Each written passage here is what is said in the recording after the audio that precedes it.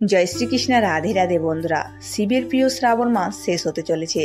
আগামীকালেই শ্রাবণ মাসের শেষ সোমবার। চলতি বছর শ্রাবণের 4টি সোমবার ছিল। আগামীকাল অর্থাৎ 11ই আগস্ট শ্রাবণের শেষ ও চতুর্থ সোমবারের শিব পুজো। শ্রাবণ মাসে শিবের আশীর্বাদ লাভ ও বিভিন্ন সমস্যা থেকে মুক্তির জন্য অবশিষ্ট এমন অনেক সহজ উপায় আছে, যেগুলি আপনারা যদি এই সোমবারে অর্থাৎ শ্রাবণ মাসের শেষ সোমবারে সে অসহজ উপায়গুলি করেন, তাহলে শিবের আশীর্বাদ সর্বদাই আপনাদের সকলের উপরে থাকবে।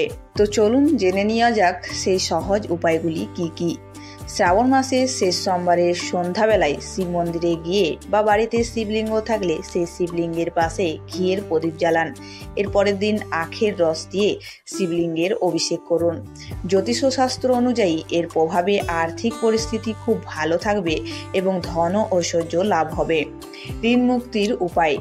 ঋণে জর্জরিত থাকলে বা বহু প্রচেষ্টা সত্ত্বেও ঋণ শোধ করতে না পারলে শ্রাবণ মাসে শেষ সোমবার শিবলিঙ্গে জল ও অখণ্ড চাল অর্পণ করুন। শ্রাবণ মাসে এই উপায় করলে ধীরে ধীরে ঋণ মুক্ত হতে পারবেন। কষ্ট থেকে মুক্তি লাভের উপায়। শ্রাবণের শেষ সোমবার জলের মধ্যে তিল মিশিয়ে শিবলিঙ্গের অভিষেক করতে ভুলবেন না।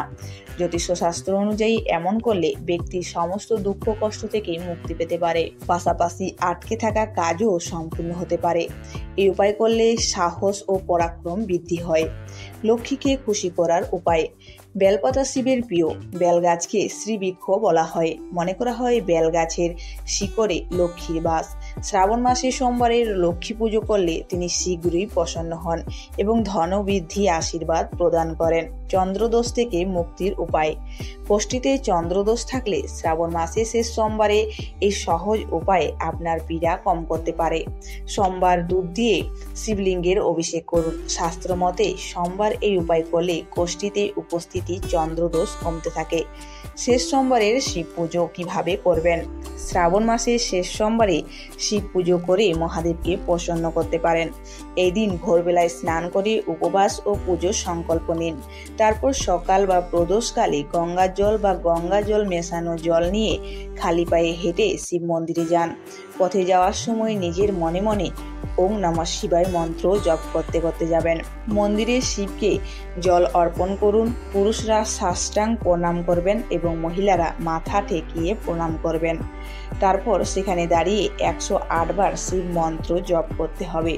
তারপর শিবকে পঞ্চামৃত অভিষেক করুন এবং ষোড়শোপচার পুজো করলে শুভ ফল পাবেন।